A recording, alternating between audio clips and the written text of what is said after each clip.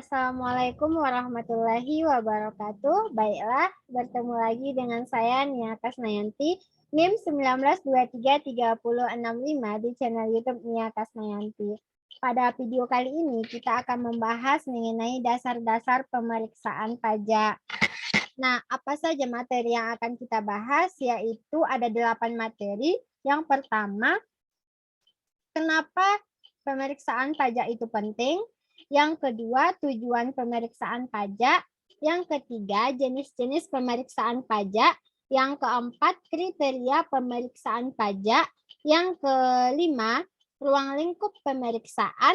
Yang keenam, jangka waktu pemeriksaan untuk menguji kepatuhan. Yang ketujuh, jangka waktu pemeriksaan untuk tujuan lain. Dan yang terakhir, standar pemeriksaan pengujian kepatuhan. Nah, langsung saja kita masuk kepada materi yang pertama, yaitu mengenai kenapa pemeriksaan itu penting. Nah, kenapa kira-kira pemeriksaan itu penting? Yaitu karena berdasarkan pengertiannya, pemeriksaan pajak ini adalah mekanisme pengendalian dalam sistem perpajakan self-assessment untuk memastikan wajib pajak menyampaikan SPT dengan benar, lengkap, dan jelas. Nah, sekarang apa itu sistem perpajakan self-assessment? Yaitu memberikan wewenang dan kepercayaan kepada wajib pajak untuk menghitung, memperhitungkan, membayar, melaporkan, dan mempertanggungjawabkan sendiri jumlah pajak yang terutang. Masuk kepada materi kedua, yaitu mengenai tujuan pemeriksaan pajak. Nah, tujuan pemeriksaan pajak ini ada dua, yaitu tujuan untuk menguji kepatuhan wajib pajak dan tujuan lain. Kita bahas satu-satu. Yang pertama yaitu menguji kepatuhan wajib pajak. Pemeriksaan untuk menguji kepatuhan terbagi dalam dua, yaitu pemeriksaan khusus dan pemeriksaan rutin. Yang pertama, pemeriksaan khusus, yaitu dilakukan karena adanya indikasi ketidakpatuhan pemenuhan kewajiban perpajakan, baik berdasarkan data konkret maupun hasil analisis risiko. Yang kedua, yaitu pemeriksaan rutin, merupakan pemeriksaan yang dilakukan sehubungan dengan pemenuhan hak dan atau pelaksanaan kewajiban perpajakan wajib pajak. Selanjutnya yaitu tujuan lain. Nah, tujuan lain di sini yaitu seperti penerbitan nomor pokok wajib pajak atau NPWP dan atau pengukuhan pengusaha kena pajak atau PKP secara jabatan. Selanjutnya, penghapusan NPWP dan atau pencabutan pengukuhan PKP berdasarkan permohonan wajib pajak. Selanjutnya, penentuan saat produksi dimulai. Lalu, penentuan wajib pajak berlokasi di daerah terpencil. Selanjutnya, penetapan besarnya biaya pada tahapan eksplorasi. Selanjutnya, penagihan pajak. Selanjutnya, keberatan. Selanjutnya, pengumpulan bahan guna penyusunan norma penghitungan penghasilan neto. Dan yang terakhir yaitu penghapusan NPWP dan atau pencabutan pengukuhan PKP secara jabatan. Nah, masuk pada materi yang ketiga, yaitu jenis-jenis pemeriksaan pajak. Jenis-jenis pemeriksaan pajak ada dua, yaitu pemeriksaan lapangan dengan pemeriksaan kantor. Kita bahas yang pertama terlebih dahulu, yaitu pemeriksaan lapangan. Pemeriksaan lapangan ini dilakukan di tempat tinggal, tempat usaha, atau tempat bekerja wajib pajak, serta tempat lain yang dianggap perlu. Dalam pelaksanaannya, wajib pajak diwajibkan untuk memperlihatkan buku atau dokumen yang menjadi dasar pembukuan dan dokumen lain yang berhubungan dengan penghasilan, kegiatan usaha, pekerjaan bebas wajib pajak atau objek yang terutang pajak. Selanjutnya, memberikan kesempatan untuk mengakses data yang dikelola secara elektronik Selanjutnya memberikan kesempatan memasuki dan memeriksa ruangan, barang bergerak atau tidak bergerak yang diduga digunakan untuk menyimpan buku atau dokumen yang menjadi dasar pembukuan, dokumen lain, uang atau barang yang memberi petunjuk penghasilan yang diperoleh, kegiatan usaha, pekerjaan bebas wajib pajak atau objek yang terutang pajak, serta memberikan bantuan untuk kelancaran pemeriksaan. Lanjut, yaitu menyampaikan tanggapan secara tertulis atas surat pemberitahuan hasil pemeriksaan, dan yang terakhir yaitu memberikan keterangan lisan atau tulis yang diperlukan. Nah, masuk kepada yang kedua yaitu pemeriksaan kantor. Nah, pemeriksaan kantor ini dilakukan di kantor Direktorat Jenderal Pajak atau kantor pelayanan pajak. Saat pelaksanaan pemeriksaan kantor, wajib pajak diwajibkan untuk memenuhi panggilan menghadiri pemeriksaan sesuai waktu yang ditentukan. Selanjutnya memperlihatkan buku atau dokumen yang menjadi dasar pembukuan dan dokumen lain termasuk data yang dikelola secara elektronik yang berhubungan dengan penghasilan, kegiatan usaha, pekerjaan bebas wajib pajak, atau objek yang terutang pajak.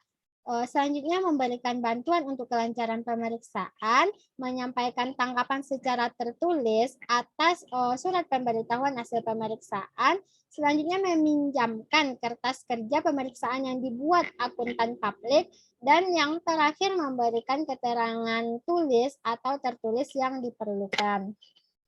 Nah, masuk kepada materi selanjutnya yaitu 3 kriteria pemeriksaan pajak. Yaitu yang pertama pemeriksaan rutin. Nah, pemeriksaan rutin ini dilakukan sehubungan dengan pemenuhan hak atau pelaksanaan kewajiban perpajakan wajib pajak, yaitu antara lain menyampaikan SPT tahunan PPH atau SPT masa PPN yang menyatakan lebih restitusi. Yang selanjutnya menyampaikan SPT tahunan PPH atau SPT masa PPN yang menyatakan LB tidak disertai permohonan pengembalian kelebihan. Selanjutnya penyampaian SPT masa PPN lebih bayar kompensasi. Selanjutnya sudah mendapat pengembalian pendahuluan kelebihan pembayaran pajak. Selanjutnya menyampaikan SPT rugi. Selanjutnya melakukan penggabungan, peleburan, pemekaran, likuidasi atau akan meninggalkan Indonesia selamanya. Selanjutnya melakukan perubahan tahun buku, metode pembukuan, dan penilaian aktiva tetap. Nah, yang kedua pemeriksaan khusus, yaitu pemeriksaan terhadap wajib pajak berdasarkan hasil dari analisis risiko secara manual atau komputerisasi menunjukkan adanya indikasi ketidakpatuhan pemenuhan kewajiban perpajakan. Seperti berdasarkan analisis risiko yang dibuat berdasarkan profil wajib pajak atau data internet lainnya, serta data eksternal secara manual ataupun komputerisasi. Selanjutnya, ruang lingkupnya dapat meliputi satu, beberapa, atau seluruh jenis pajak. Dan pemeriksaannya menggunakan pemeriksaan lapangan. Nah, selanjutnya pemeriksaan untuk tujuan lain, yaitu penentuan, pencocokan, pengumpulan materi berkaitan dengan tujuan pemeriksaan. Masuk kepada materi selanjutnya yaitu ruang lingkup pemeriksaan. Nah, cangkupan objek pemeriksaan meliputi yaitu yang pertama jenis pajak, yaitu ruang lingkup pemeriksaan pajaknya yaitu satu jenis pajak, beberapa jenis pajak, dan seluruh jenis pajak.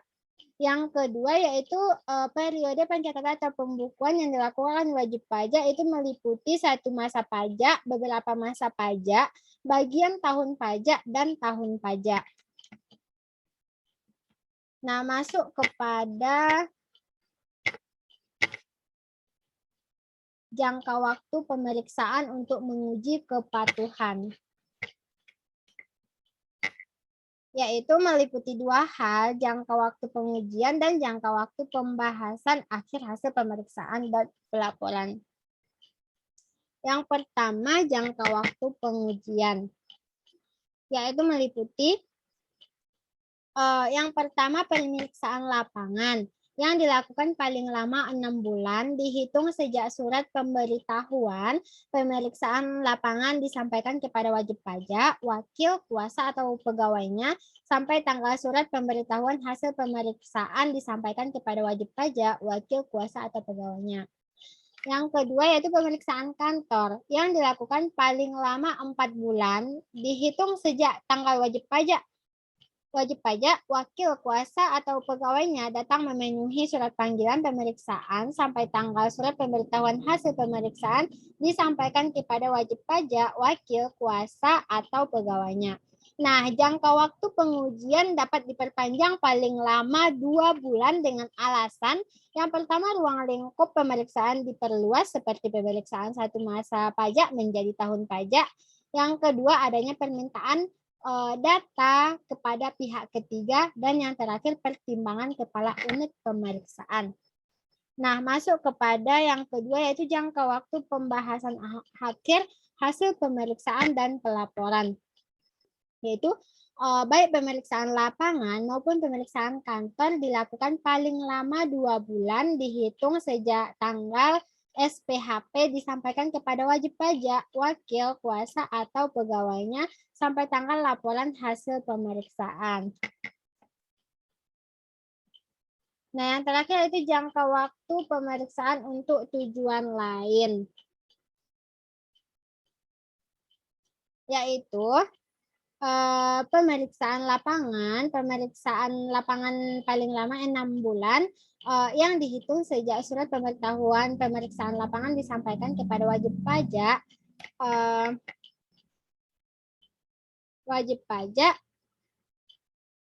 sampai dengan tanggal surat pemberitahuan hasil pemeriksaan disampaikan kepada wajib pajak. Nah, yang kedua pemeriksaan kantor. Pemeriksaan kantor paling lama 4 bulan yang dihitung sejak tanggal wajib pajak datang memenuhi surat panggilan dalam rangka pemeriksaan kantor sampai dengan tanggal surat pemberitahuan hasil pemeriksaan disampaikan kepada wajib pajak. Nah, masuk kepada materi selanjutnya yaitu standar pemeriksaan pengujian kepatuhan.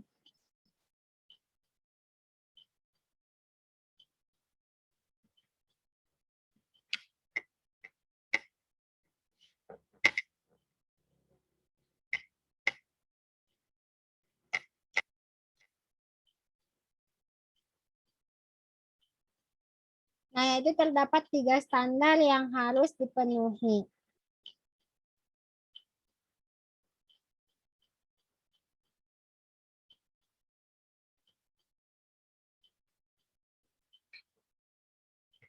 Yang pertama, standar umum pemeriksaan. Yang kedua, standar pelaksanaan pemeriksaan.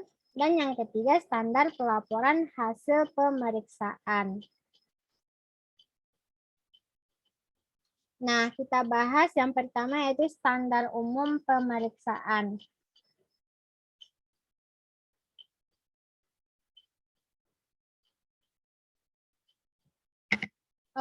Standar umum adalah standar yang bersifat pribadi dan berkaitan dengan persyaratan pemeriksaan pajak dan mutu pekerjaannya. Standar umum yaitu memiliki kriteria yaitu telah mendapatkan pendidikan dan pelatihan teknis yang cukup serta memiliki keterampilan sebagai pemeriksa pajak dan menggunakan keterampilan secara cermat dan seksama. Yang kedua, jujur dan bersih dari tindakan-tindakan tercela serta senantiasa mengutamakan kepentingan negara. Dan yang ketiga, taat terhadap berbagai ketentuan peraturan perundang-undangan termasuk taat terhadap batasan yang ditetapkan. Dalam hal diperlukan, pemeriksaan dapat dilaksanakan oleh tenaga ahli dalam dan di luar Direktorat Jenderal Pajak yang ditunjuk oleh Direktur Jenderal Pajak. Nah, selanjutnya yaitu standar pelaksanaan pemeriksaan.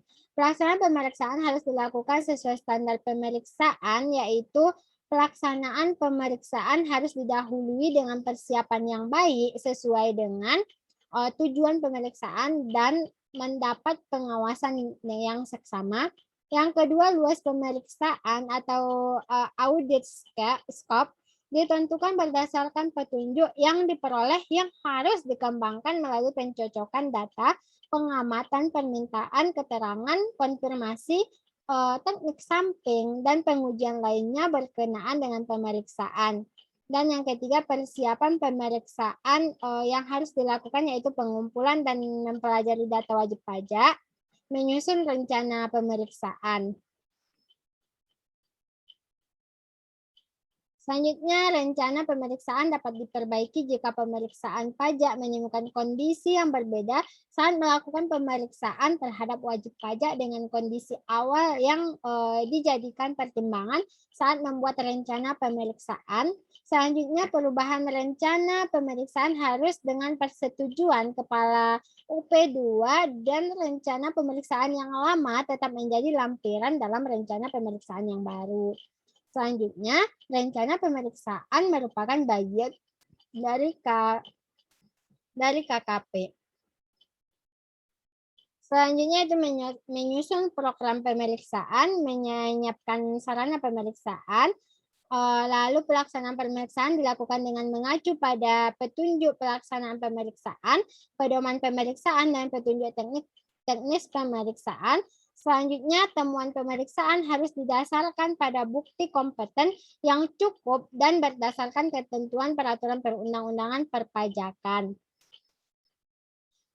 Pemeriksaan dilakukan dengan suatu tim pemeriksa pajak yang terdiri dari seorang supervisor, seorang ketua tim, dan seorang atau lebih anggota tim.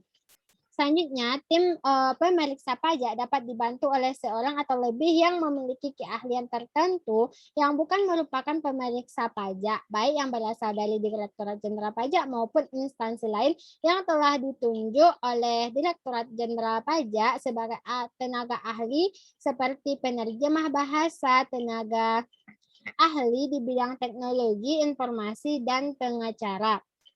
Selanjutnya, laporan tenaga ahli yang digunakan dalam pemeriksaan merupakan bagian dari dari KPP.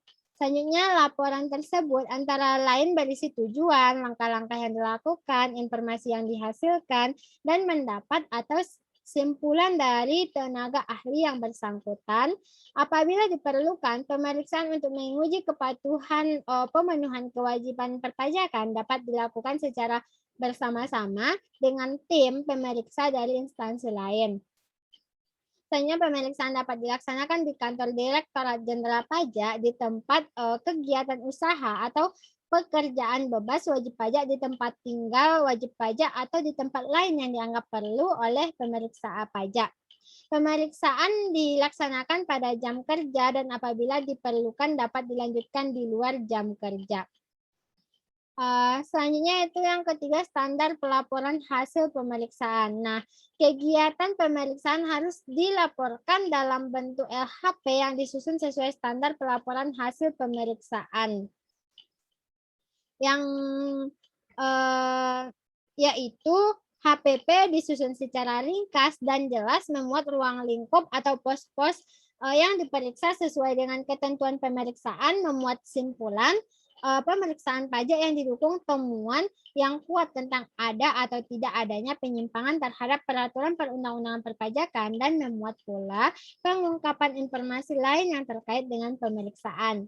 LHP antara lain berisi penugasan pemeriksaan, identitas wajib pajak, pembukuan atau pencatatan wajib pajak, pemetuhan kewajiban perpajakan, data atau informasi yang tersedia, lampiran yang diwajibkan, buku, catatan, dan dokumen, serta data, informasi, dan keterangan lain yang dipinjam, materi yang diperiksa, uraian hasil pemeriksaan, ikhtisar hasil pemeriksaan, perhitungan pajak terutang, dan simpulan dan usul pemeriksaan pajak. Selanjutnya, LHP disusun dan ditandatangani oleh ketua tim atau anggota tim. LHP ditelaah dan ditandatangani oleh supervisor Penelitian LHP sebagaimana dimaksud dalam pasal 6 ayat 1 huruf D meliputi penelaahan untuk meyakini bahwa pemeriksaan telah dilakukan sesuai dengan rencana pemeriksaan, pemilihan metode pemeriksaan, teknik pemeriksaan, prosedur pemeriksaan, penghitungan koreksi, dasar hukum koreksi, dan perhitungan pajak terutang telah dilakukan sesuai dengan ketentuan perundang-undangan perpajakan dan didasari oleh objektivitas dan profesionalisme pemeriksaan pajak. Selanjutnya, semua data, informasi, dan fakta material yang diketahui ketua tim dan atau anggota tim telah dilaporkan dalam LHP dan tidak menutupi praktik-praktik yang tidak patut atau tidak sesuai dengan peraturan perundang-undangan perpajakan. Selanjutnya LHP ditandatangani oleh Ketua UP2 untuk mengetahui apakah pos-pos yang diperiksa telah sesuai dengan rencana pemeriksaan dan dasar hukum koreksi telah sesuai dengan ketentuan perundang-undangan perpajakan. Bentuk, isi, dan format LHP disusun dengan merujuk pada pedoman penyusunan LHP dan LHP digunakan sebagai dasar penerbitan surat ketetapan pajak dan atau surat tagihan pajak. Nah, sekian materi pada hari ini. Semoga bermanfaat. Terima kasih. Wassalamualaikum warahmatullahi wabarakatuh.